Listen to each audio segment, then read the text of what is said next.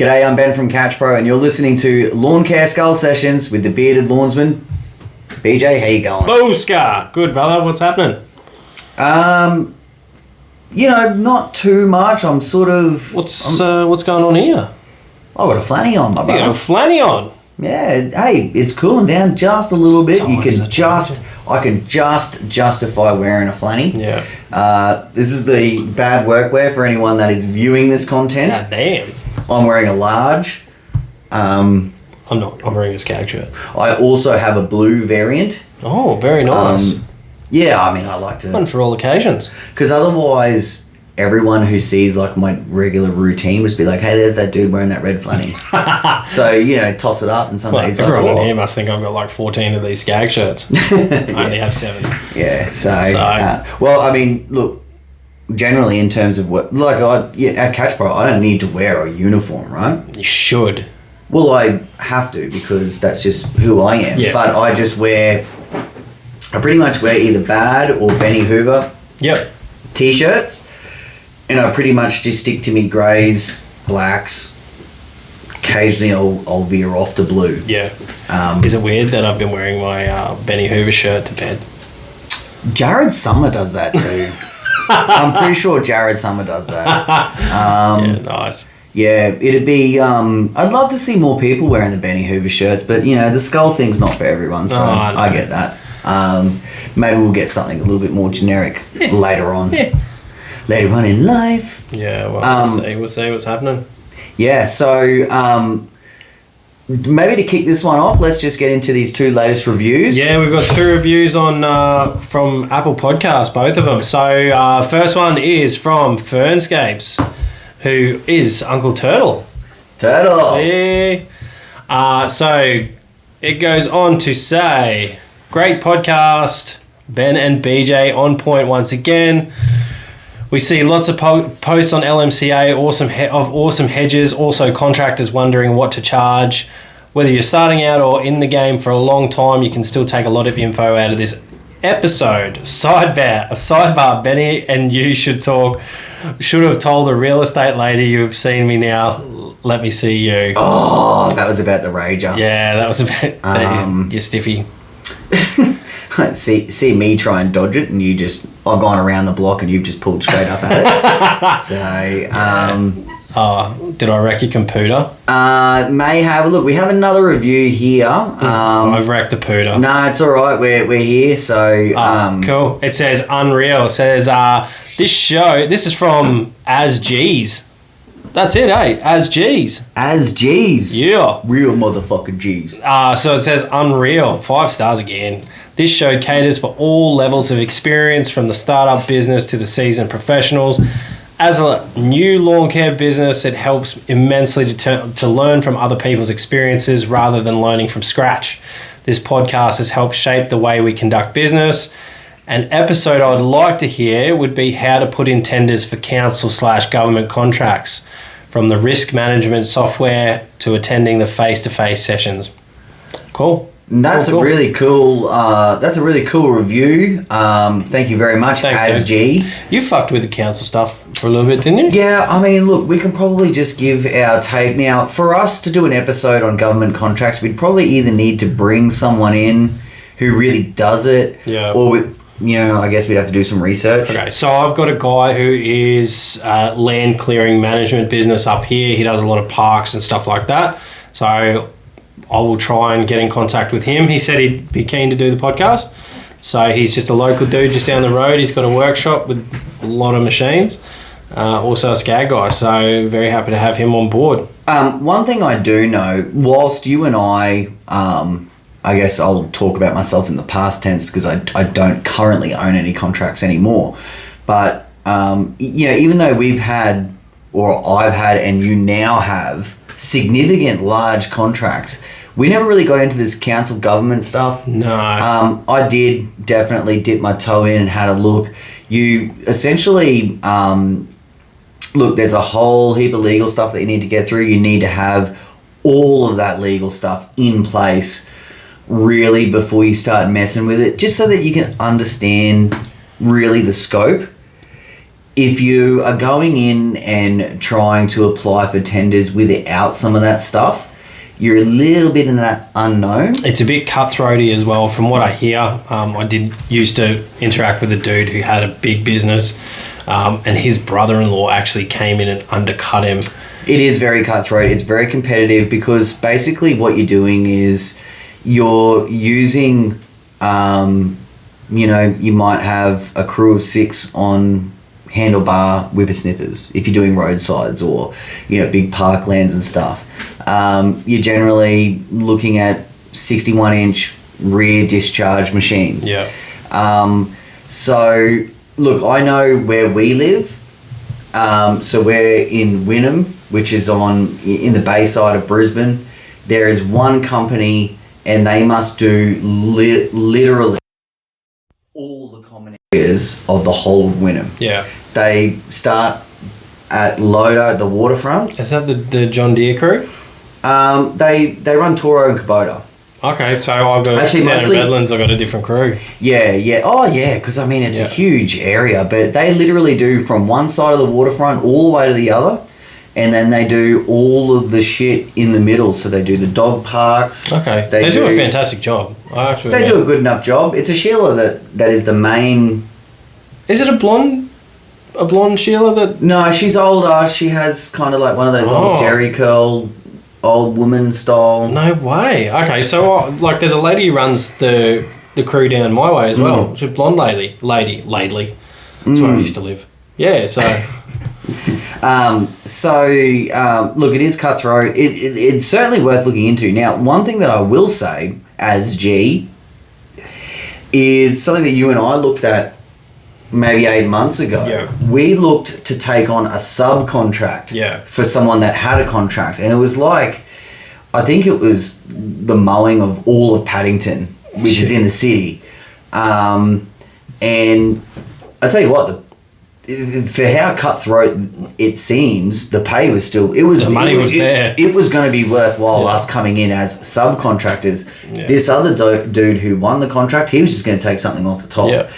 It would have been well and truly football field, acres of parklands. It would have been really good. We just could not figure out how to juggle it between us. With the amount of workload we already had, the amount of staff we'd have to sort of stuck in would be...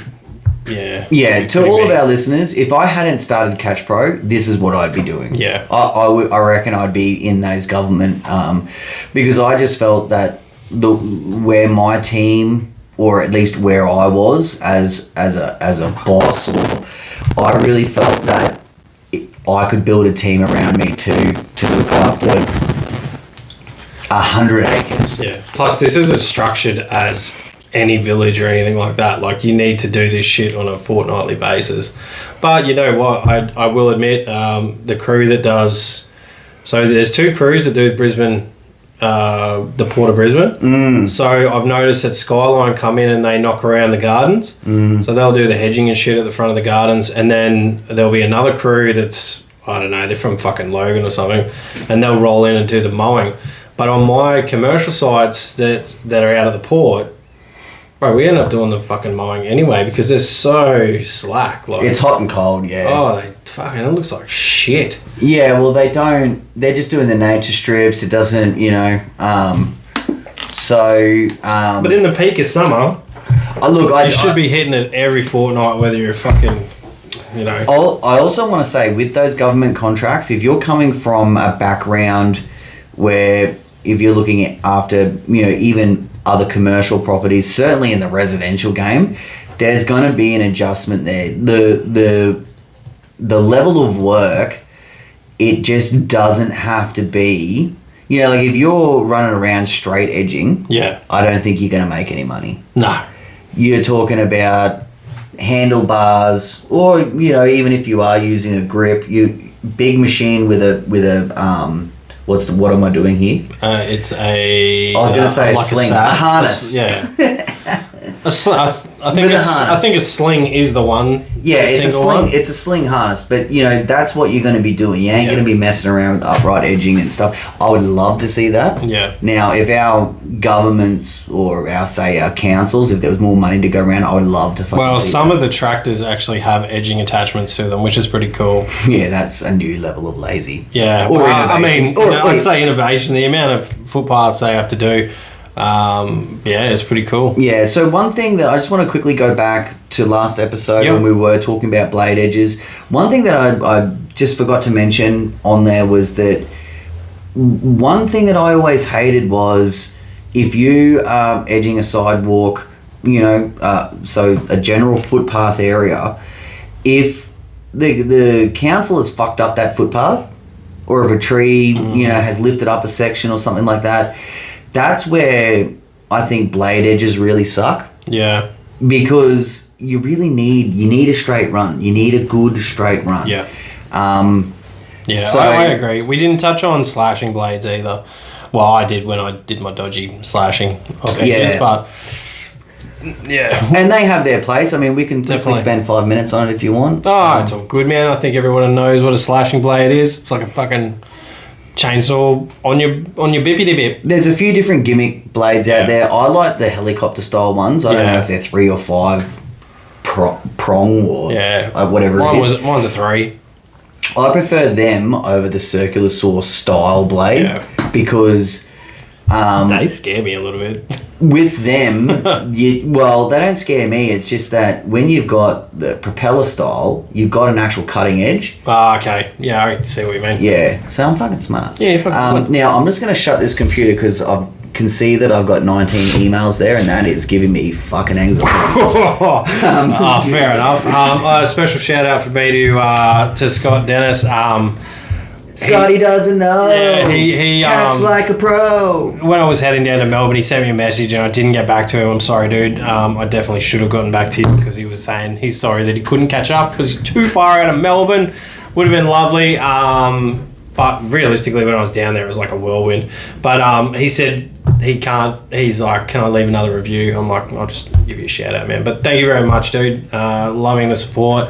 Loving the fact that we got a few new reviews this week. This last couple of episodes, we've been able to give a few shout outs, which is cool. Yeah, I really love it. It obviously, we've always loved the interaction, right? Maybe it's just because you fucking said there would be a competition or something. No, well, we can legit do that. Yeah. Okay, so starting... Well, I'll make something. I'll do something. Well, we can kick it off now. Yeah. I mean, we'd just be freestyling the rules. So how about we give away a 2-place trimmer rack from Equipment Defender? Holy shit. And a whipper gripper. Okay. So that is just one prize. And to be in the draw, you have to leave us a review. Yeah. If you've already left us a review, you'll automatically go in the draw. Cool. And let's run it for like a month. So we do 2 episodes a week. We'll shout it out on each episode to remind everyone. If we can't get at least 50 new reviews, that's fucking crazy, bro. Yeah, I mean, we've got 50 reviews there. I want to get to 100 by running this comp. Otherwise, podcast just owes me way too much money. Mate, we're earning $21 a shot. Yeah, well, we did the last quarter, so... Yeah, I mean... I think everyone's... Let's not think about it. Okay.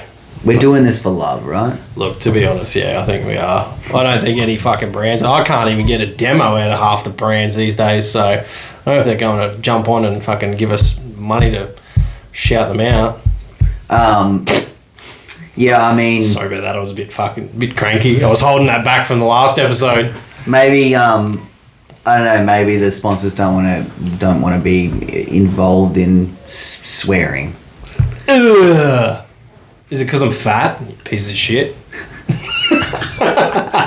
Have a listen to you. All right. Hell. So, BJ, what are we talking about today? We are talking about route density. Okay, so... Or route density. Oh, so you did say about... So, which way would you say it? Route or route? Route. You would say route? Yeah, route density. Oh, I am dead set. I would call it route density. They both make me a little hot under the collar. Like, if someone was like, okay, which way are you going to go? Which is which is the route that you would. I'm trying to think of I would just legit say route. No, I'll take this route. Okay. So would you be like, oh no, I'm going to take this route? Yeah. Maybe not. Feel like, it depends. Do you feel like you would have to say the whole sentence with an accent? Like, no, I'm gonna take this route. Yeah, but I wouldn't be like, well, which route do you think you're going to take? That one over in the corner. I think I would still say that. Would you? But, man, I say all sorts of fucked up shit. Yeah, me too. Like, I want to know. This is a sidebar. Straight now, off be the bat. Pacific. Yeah. Oh, usually. Do you say dance or dance? I say dance. Okay. Because, like, I don't know, do you think it's weird when people say dance? Or, like, when you say, I'm going to plant some new plants, do you say plants or plants? Oh, what do I say? I've got to go down the nursery and pick up some plants. Yeah. Yeah, I say plants. So, I know Kiwis... I didn't think about that. Kiwis, I think, say plants. I guess accents are thrown in there, but... Yeah, no, I'm just talking about Aussies. Yeah. What are we supposed to say? Depends if you're from the 80s or the 60s.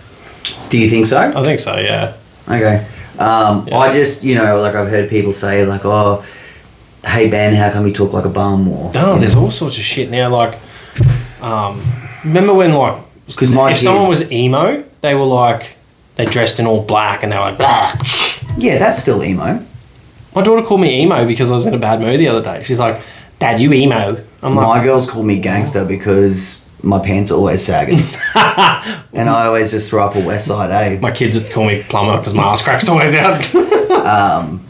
And my wife calls me a bum because I always forget to take my shoes out. Yeah. Like, we went out, like, on a proper... Like, we went down the Gold Coast...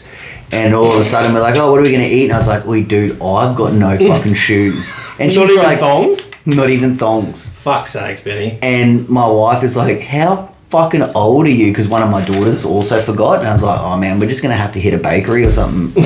And she's like, what, you're just going to go in there barefoot? And I was like, man, even if I had shoes, I'd still go into a fucking bakery barefoot. Oh, would you go into a public toilet? Maybe. Hepatitis feet. I don't know. It's just something about, like... Getting pissed on your tootsies? It's not like I would go to a restaurant barefoot or something. No, I get that. I wouldn't go to the shops. Well, because you fucking didn't take shoes, you couldn't go to a restaurant. Anyway, it'd be interesting to hear what our listeners, like, what their view on that is. Dude, I'm still wearing my boots. I put these fucking things on at 5:30 this morning. I'm still wearing them. Yeah, I mean, I love me work boots. I just don't like wearing shoes. I'm super comfy in my work boots. I've actually found that I feel better when I wear my boots. Oh, absolutely. I mean, these ones that I've got, bad workwear. Yeah, that's what I'm wearing. They got orthopedic soles in them. I put my own orthopedic soles in there. I had to go to a specialist. But I'm guessing a lot of brands are doing that these days. Yeah, I don't know. So just quickly before we get into today's topic for real, it'd be interesting to see in the comments when people are typing how they say plants or plants. Oh yeah, for sure. Because, it's same. Do you put a U after the, like, aunt? Yeah, I don't know how they're going to do it. You can't. Just say plants is the Ben and BJ way. Plants is like, I don't know. I'm just going to say geek way. Okay, geek way. Hey, with the reviews too, maybe we need a little bit of content out of some of the episodes, so you're not just dropping a review just for funsies. Sorry, I zoned out. What would you say? Well, I was just thinking with the reviews, if you're putting up such a good prize, I think maybe someone could actually listen to the content as well. So maybe if you could add a little bit like, oh, I like this episode. Oh, yeah, come on. Give it some effort. Don't put in there, thumbs up, guys. Nice mustache, Ben. Wait, that would be... You will still go in the comp for that. Yeah, okay. What if they say, BJ, you're cute? Yeah, man. Yeah, they can still go in. All right, fair enough. Just quickly, I wanted to... One last sidebar. Okay. It's not the My cousin he's got his partner. I mean, they're not married, but they might as well be. And her father, his name is Grant. And they all call him Grant. Okay. And that is the correct pronunciation for his name. Yeah, because... And they're Kiwis. I don't know if it's a Kiwi thing. Now, my wife's a Kiwi, but she's all fucked up. Like, from hanging around me, she's just all... She won't know what she's saying. Yeah. Like, so every now and again, you'll get, like, a dance, but most of the time it's bogan, right? Okay, cool. Like me. But when I'm around them... Like, I'm just like, oh, g'day, Grant, you know, rah, rah. And then I'll actually get pulled up and be like, it's Grant. I'm like, are you fucking serious? I can't. They pull you up? Yeah, I've been pulled up. Not by himself. Oh, okay. He probably doesn't give a fuck. But that would be fucking hilarious. But then I was thinking about it. Because South Africans are Grants as well. Oh, like Korpork? Yeah. Or Banana? Yeah. Don't ask me to say anything else in South African. Fair enough. That's all we fucking hate the South African accent. Do ya? I don't like it. Yeah. John Elder from The Village, he fucked it for me for life. Oh, okay. Oh, you're going to plant some more agaves. And you're just like, you know what? Because you just said it like that, I ain't doing shit. No way. So, all right, let's get into... Oh, our topic! Yeah, so... route density or route density, whatever. Okay, so for everyone listening, this is really important stuff. Hugely important. Now, when was the last time we talked about something important? Probably when there was a fire at my house. Yeah. Probably about, you know, just so like 3 weeks ago. So okay. Now, route density, guys. Now, BJ and I both have not really recently had businesses where this has been much of an issue because we're doing larger work. You know, you're either on site all day or you're only hitting 1 or 2 places a day. But if you're a residential contractor, this, I think, can be make or break between profit and loss. Yeah, huge. Or at least how much profit or how much loss. Yeah.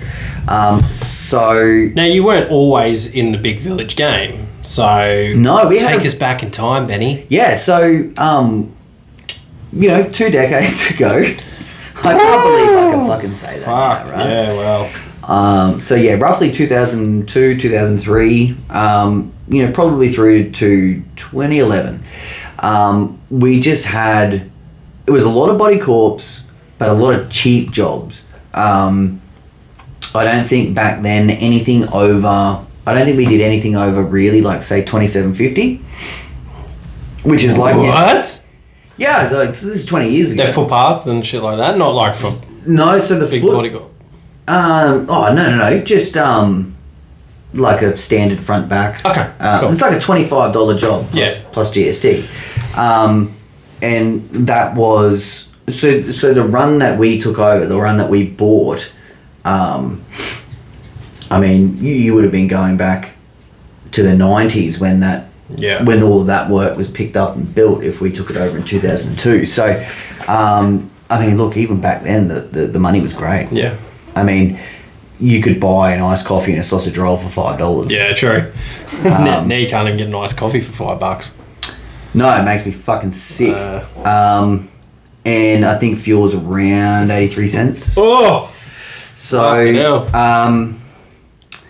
anyway, the route density that we had was absolutely golden. We could drive to a suburb and we could literally do $200 or $300 work back then by 1 o'clock.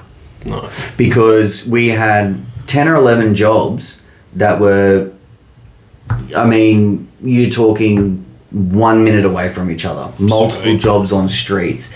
Now, can you just tell us a little bit about your experience and where you've been at in various times of your career, and then we'll sort of skip back between you and I. Yeah, so I've had very varied results with my route density. I would have a good cluster of customers, but at one stage I had them in different suburbs. Yeah. When I first started, I did have a really good street just up the road here in Tingalpa, and I had like 9 customers when I first started. Like what do you reckon? It was about a year and a half maybe after I first started. I had that whole street basically just like at least 1.5 days a week. I mean, I never like hedging and fucking the I never got amongst any of it, but I remember you used to talk about it. Yeah, so it was like one of your good days where you could just roll up to a street. Yeah, and I just literally just roll up the street, do one here, one there, so just go back and forth.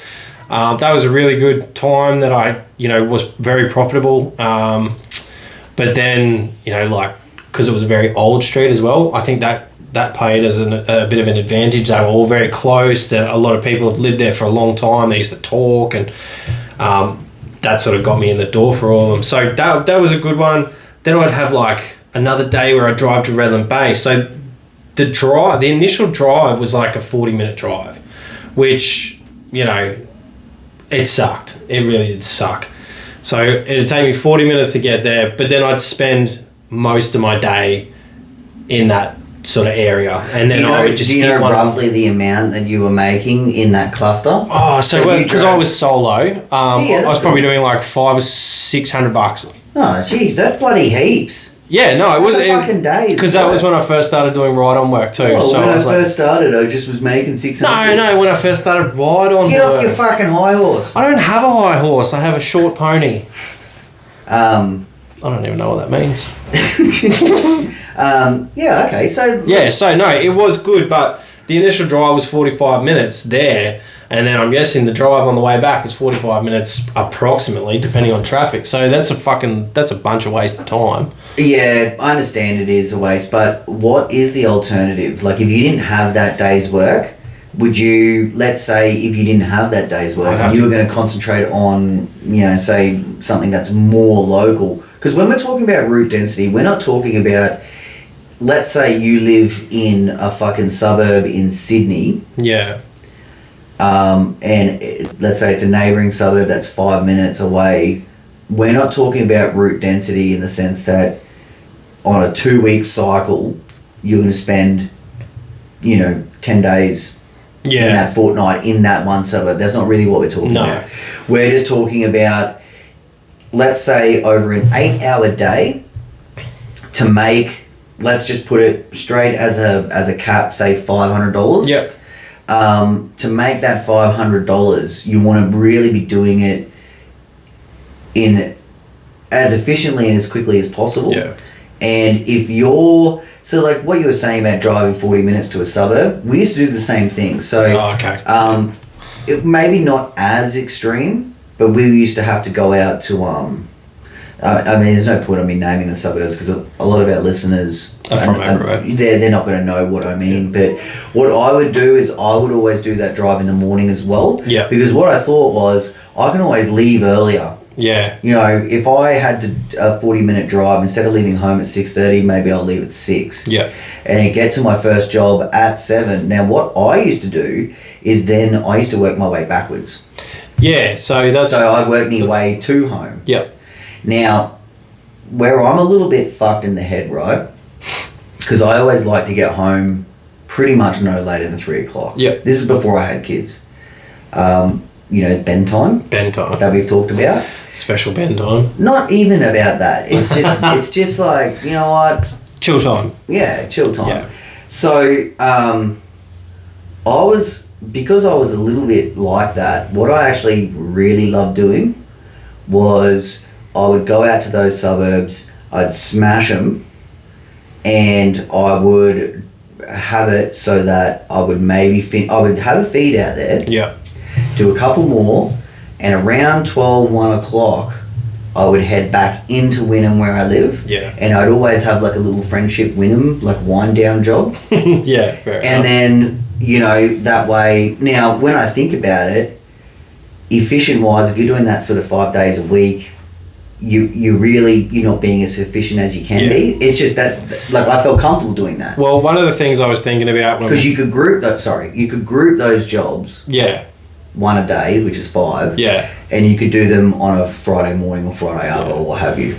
Well, what I was thinking about for you back then is you would have been at a really big disadvantage to people now because there aren't tools like Google and shit like that and Facebook. Like a lot of guys, residential guys, use Facebook as a marketing tool. So you can actually boost posts in certain areas. You could target those close areas. I never got into like targeting anything. I just had my page as like a presence page, and I would refer people back to it and things like that. But yeah, that's something I've never used. I should, because targeted marketing, you know, obviously it works. So we used to still do that. So when we're talking about route density, we're not just talking about scheduling. No, we're talking about advertising and everything. Yeah. So, and not only that is your actual, not cold calls, but like I know for me, let's say I picked up a commercial property or a body corp, in a particular suburb, a neighbouring suburb where I had some work,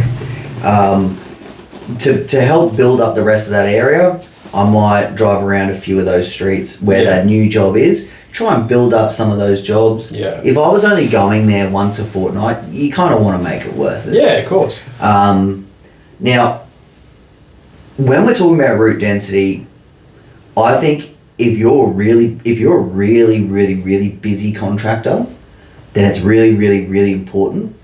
If you're not that busy, and let's face it, you've got the option of driving to another suburb that's 30 minutes away, if you're not giving up any other income, it's okay to do that for a one-off. Like if you're going to be sitting at home at 11:45, you might as well have just gone out there and fucking earn what you can. Yeah, exactly. We're talking about if you're that type of business where, like, if you fuck up or something like that, then you know you're getting home at 4 or 5 o'clock. Like a real cash-driven business instead of like a lifestyle business.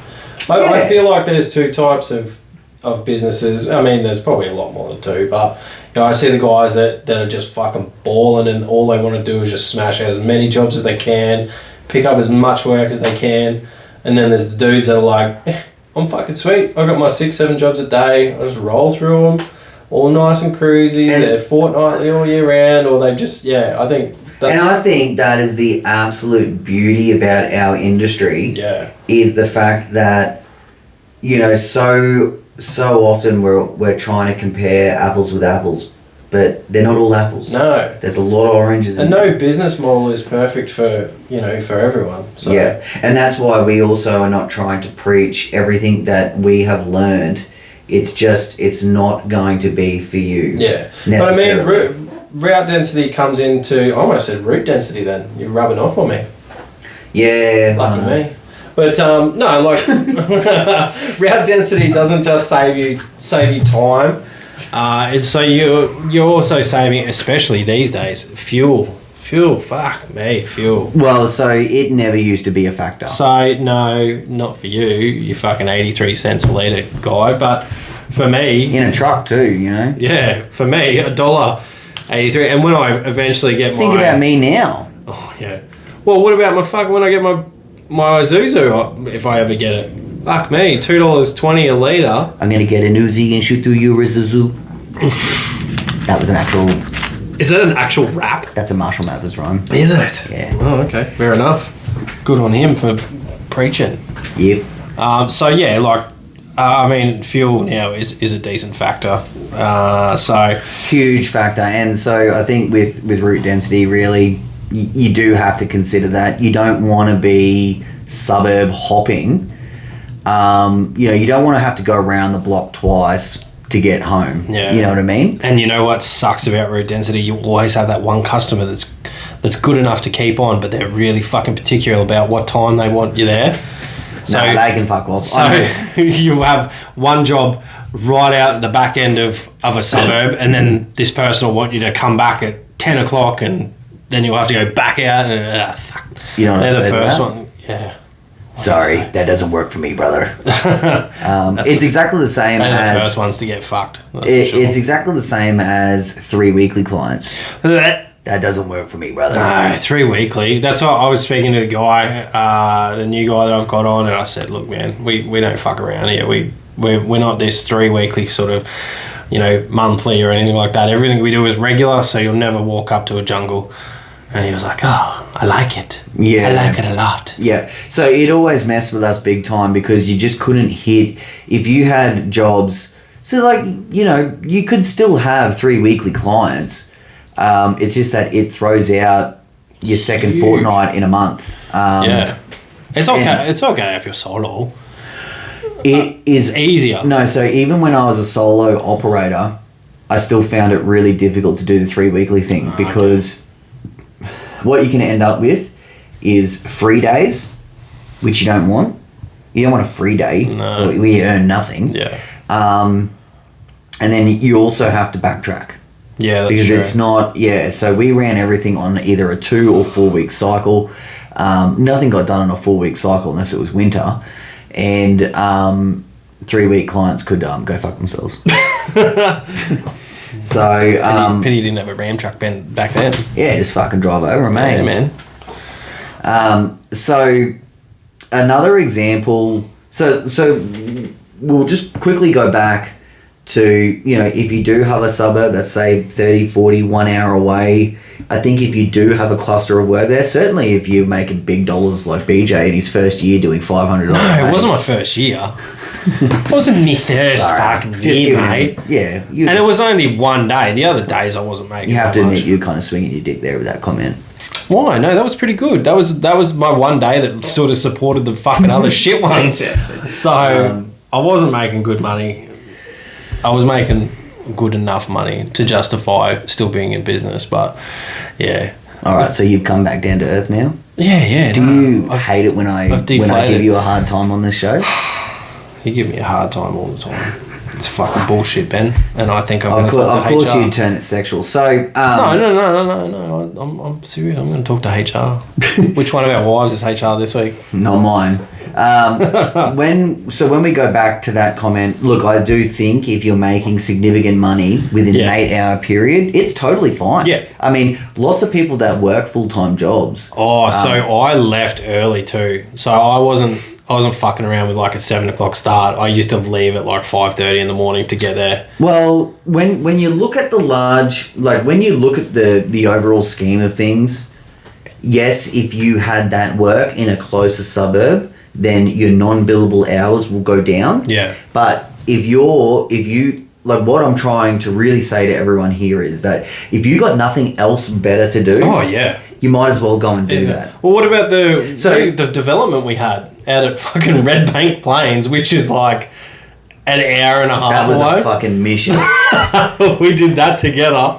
But we made pretty good money out there. Yeah. And it was fun. It was fun. So yeah, that's a little behind. So BJ picked up like a subdivision that was legit like 90 minutes away. Yeah. And we used to meet up, load up the machines. We would go and do that. So you're looking at 3 hours of non-billables. Yeah. Now, non-billables is a huge factor. I've never cared as much about it. Yeah. Like I said, with Catch Pro, I watch YouTube videos and I see, stuff on social media about non-billable hours. Look, I just think as people that are self-employed, we need to face facts. It's not a real job, it's a way of life. Yeah. And you can choose to really run at it and you're going to have non-billables. Or you can choose to, if you're really well set up, you might already own a home. You might have taken a redundancy and you're just doing it to top up, and just maintain. Yeah. Then I think in that sense, you probably want to keep your non-billables down. But I'm telling everyone now, think about Catch Pro. The amount of non-billable hours. Now, this is... Well, the whole first year would have been non-billable almost. But even now, the amount of... So, today, for example, and I don't know how many sales... I don't know how much money we made. It was a slow day, Catch Pro. We made some sales, nothing that makes me go, yay. But I spent a full 8 hour day doing nothing but Catch Pro work. Yeah. And I only built one Catch Pro. So, to build a Catch Pro from scratch is about an hour to completely build it, clean it, wrap it. My wife books in the shipping, does the label, that might be another 15 minutes. So when you're talking about the rest of my day where that justifies working, it's organising. It's getting back to people. It's emailing. And stock and the amount of non-billable hours. Like I said, I work 10 days a week. Well, I mean, essentially, like if you go home and you're even thinking about what's going to happen tomorrow, or if you're thinking about the industry in any which way, I guess it's kind of like a non-billable time. Like I'm always... Have we done an episode on non-billables? No, I don't think we have. Okay. We're up to episode 45. I am completely lost, but I would love to talk a little bit more about non-billables just because I really do think it's one of those things that's talked about in the industry and we look at it so negatively. Yeah. Oh, I get it. I do understand getting your dollars back by charging a customer a certain amount, but you're never going to get back every minute that you spend on your business. I mean... Yeah, but I think it's a sacrifice as business owners that we need to make. Yeah. Like you need to have a certain... I just think you need to be wired differently. Yeah. And I'm talking about if you really want to make a run at it. Yeah. And I just think non-billables is always going to be a part of it. Like when I was chasing my villages, I kid you not, I've talked about it before, I'd lock myself in my office and I would brainstorm every single night. Yeah. And I would make no progress. Yeah. None. And it took me 18 months to even get an interview. And then it took me another 6 months after that to get my contract. Yeah. So you're talking about, now you can't go in there and say, well, hey Ben, what are you going to quote? Oh, well, I spent 18 months doing that 3 hours a day. I'm going to charge you $1 million. Yeah.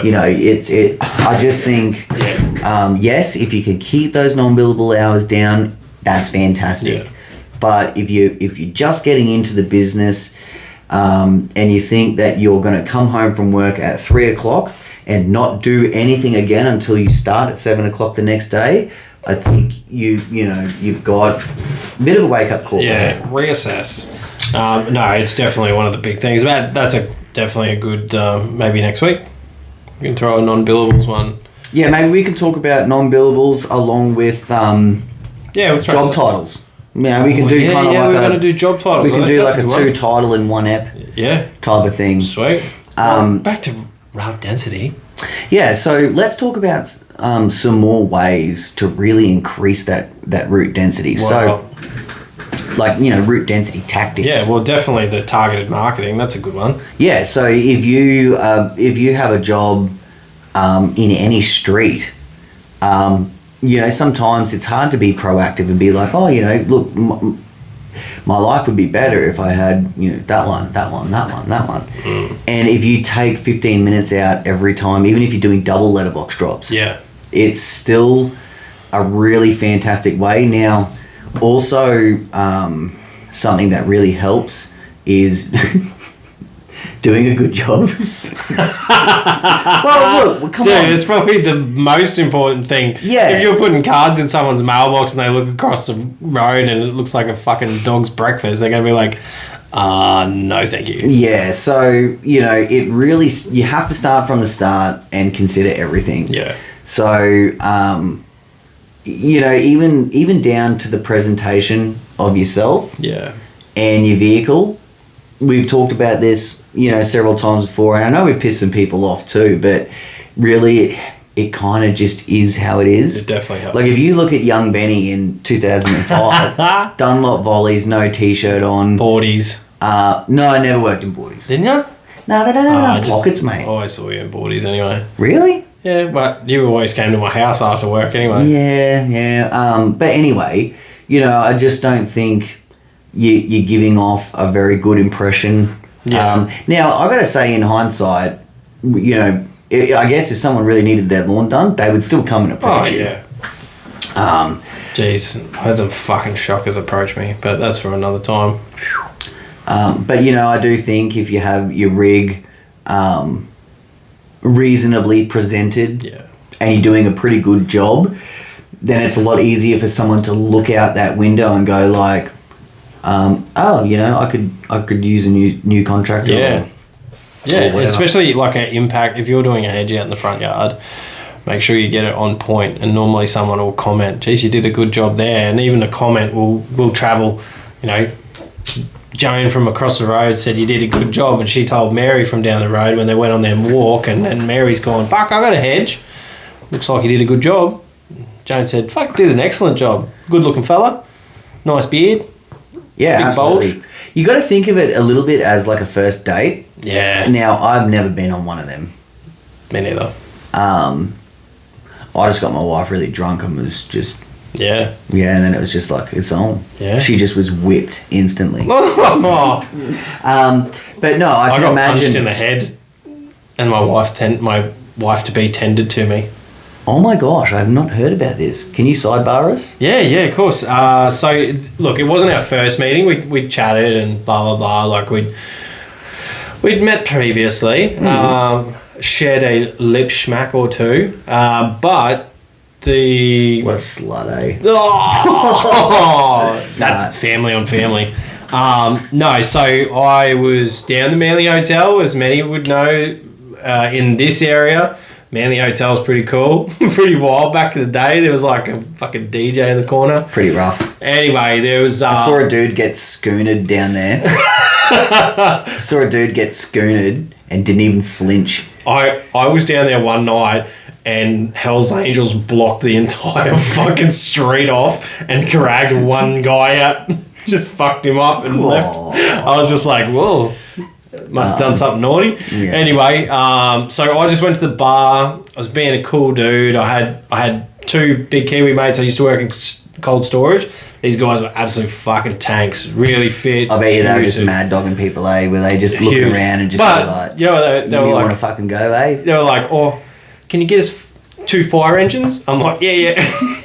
So I went up, got some fire engines, got myself a beer, and this dude like came up behind me. He's like, who the fuck do you think you're talking to? And I'm like, whoa, what's going on, man? And it was the chick behind the bar serving me. It was her boyfriend. I'm like, what are you talking about, man? I'm buying drinks. And he was just like, fuck, I'll talk to her again, I'll knock you out. And I was like, okay, fucking whatever. So my two big Kiwi mates had to go and play footy. So they left to go to bed early.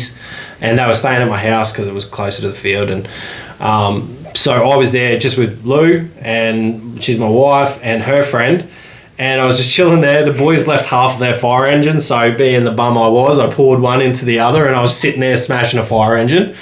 Waste not, want not. And all of a sudden, out of the corner of my eye, I got fucking rushed, and this dude punched me in the face harder than I've ever been punched in my life. And I thought I was going down, and instinct kicked in, and I fucking woke up on my way down, and I just fucking hooked this dude so bad. And then Lou came over, and she's like, what the fuck is going on? So she's trying to kick him while I was on the ground, and I had him a headlock, and I tried to bite his ear off, and oh yeah, you gotta play dude. I was so bad. I like tried to headbutt him, and I split my head open. I still got the scar. Looks like I got a dick removed from my head. But yeah, when I got my nose fucking smeared all over my face the second time, I went for the eye hook, eh? Yeah, man. Yeah, when I finally got him on the ground, there was people everywhere all over us, and I just remember getting my finger and just getting it on his eyeball. And I tell you now, if someone didn't have my arm, I would have scooped that motherfucker out straight away. I was absolutely hot.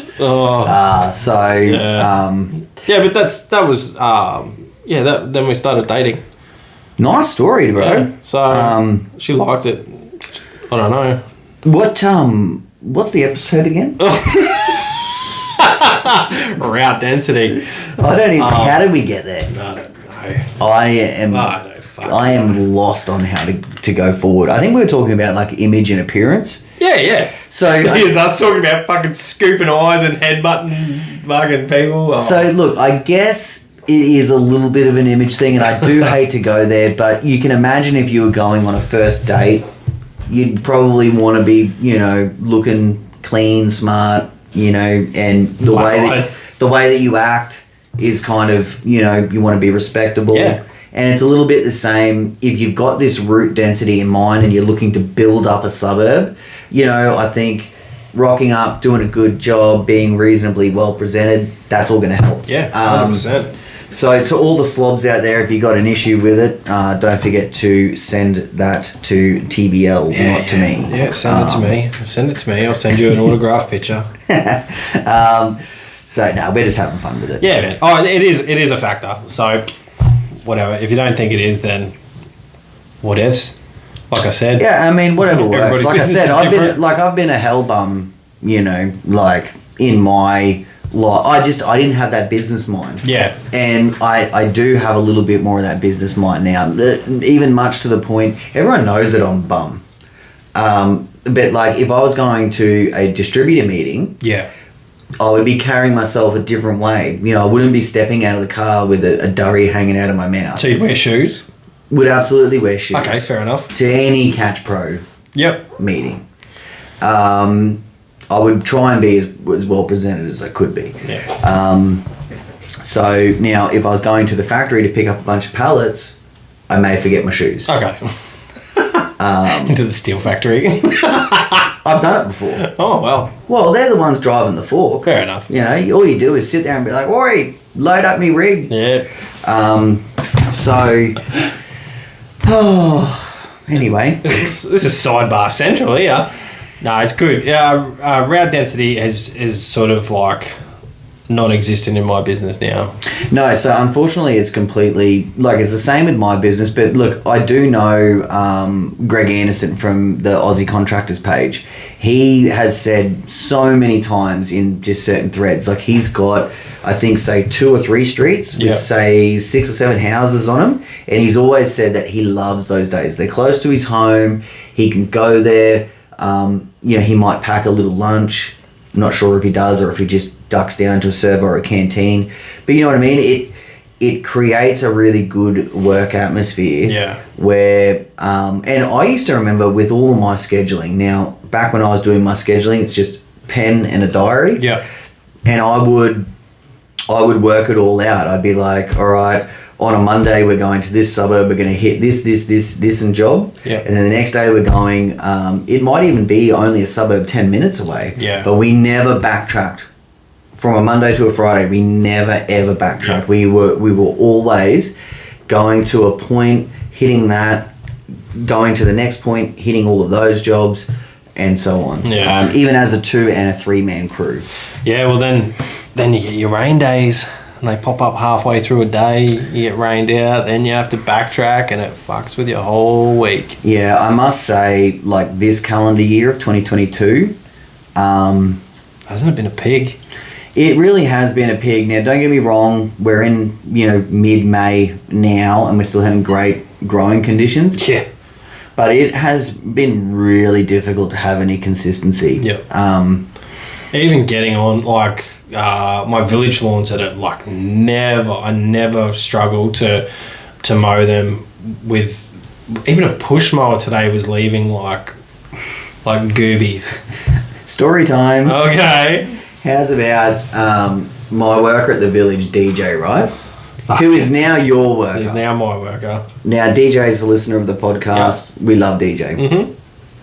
So anyway, I had to make a Catch Pro delivery yesterday at 4:00 in the afternoon to Southside Mower Centre. Now, if you're local, head down to Southside Mower Centre. Yep. Heaps of mad gear, heaps of Catch Pro stuff. He does keep his shelves pretty stocked, eh? So I knew I had to rush out there, and I had to get to pick up my daughters from gymnastics at 5, and I'm getting missed calls from DJ, and I was on the phone the whole time. And I'm getting missed. I knew after the second one something was up. Yeah. And I am thinking to myself, you're not my employee anymore. Don't fucking ring me. Maybe just really wanted to chat. Now that would be okay. But I could just sense, you know, something. There was something. So dad sense. Picked up my girls. Called DJ back. I'm like, hey dude, what's happening? He's like, man, I'm stuck. And I'm still thinking, that's great, call BJ or something, you know? and it turned out he was 5 minutes from my house. Oh, okay. So that's why he was calling me. And he's like, man, I got the V-Ride 32 down in this property. It was fucking pissing down. Got the V-Ride. I've tried. I cannot get this thing out. So the first thing I'm thinking about is usually when I get stuck, I have to call Russell because Russell is so strong. Yeah. I am not strong enough to lift or maneuver that. Anytime I have to lean forward, that could be big issues for my back. Anyway, but DJ's as fit as a fiddle, like. Yeah, but one person, right? Yeah. We were one person. You're one person. Yeah. So I had 2 of my daughters with me, and it was dark, and I couldn't leave them in the car. So I'm like, all right, girls, you have to come down in this backyard with me. Literally, one of you film it. I wish we did. Literally, as soon as I stepped on this lawn, it was like a waterbed. Oh no! Like a whole backyard. It was like a waterbed. Oh no! And poor DJ, man, this thing, it looked like a donut pad. You could see where he lost traction, gained traction, lost traction, full ended up in the muck. He had bricks out. He was fucking defeated. Oh, poor dude. Anyway, we used his strength and just me trying to drive. And the 32, one thing I learnt about it, you can scooter it. Like a scooter. Yeah, you can take it. Now, I don't have a ton of momentum behind me, but with him pulling on the forks... Yeah.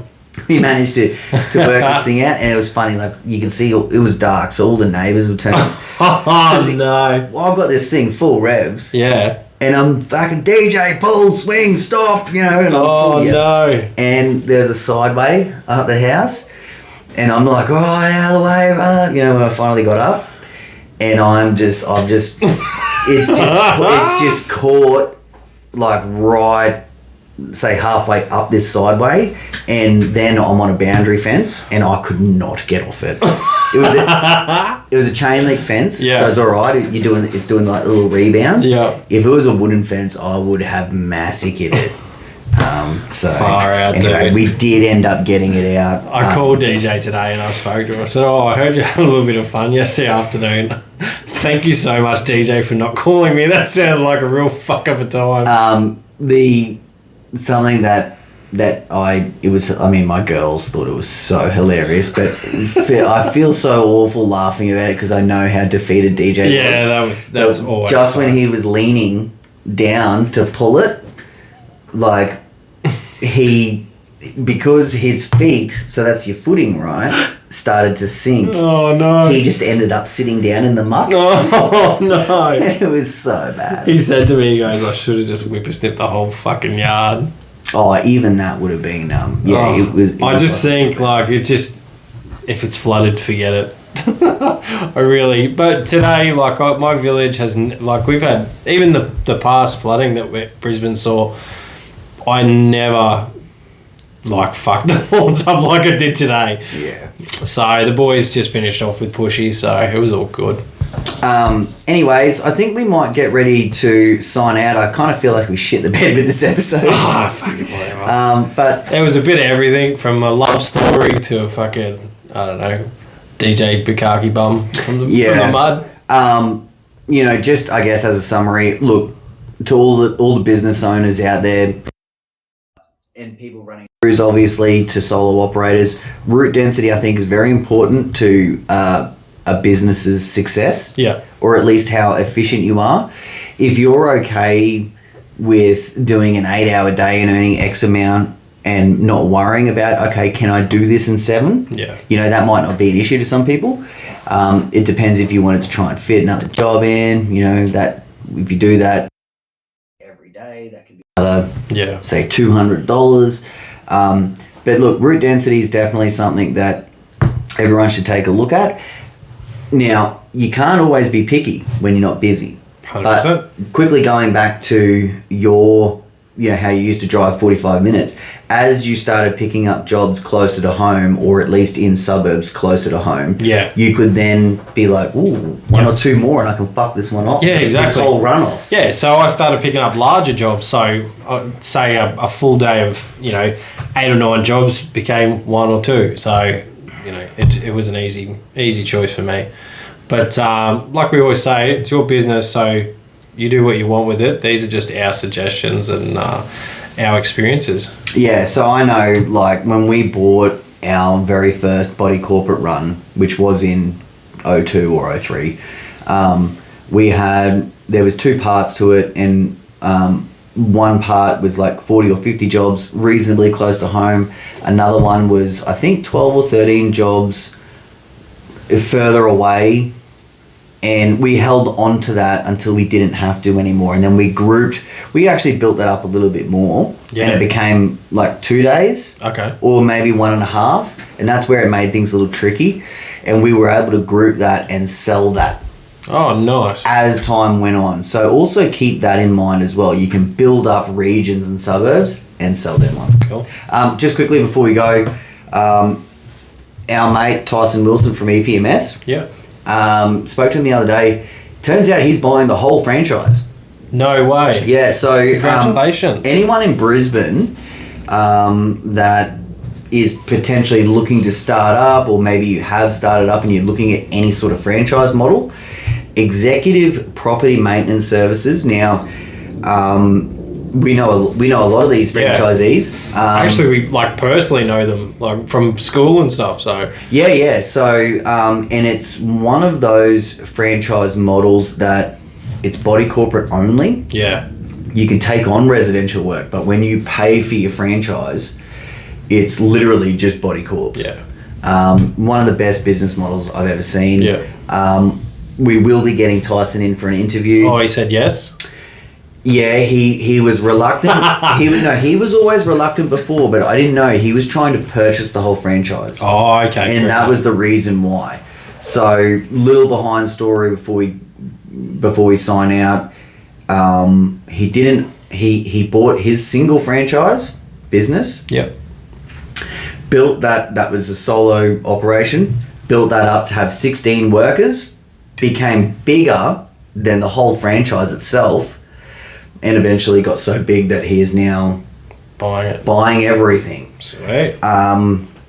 So that's a really cool story. That's and awesome. We can definitely there's some gems in there for everyone. Some meat on that bone. Oh yes, there is a lot to unpack.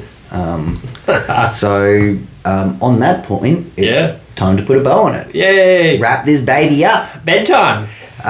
Thanks everyone for joining us. Until next time, I am at CatchPro. He is at TBL, and we are out of time. Peace.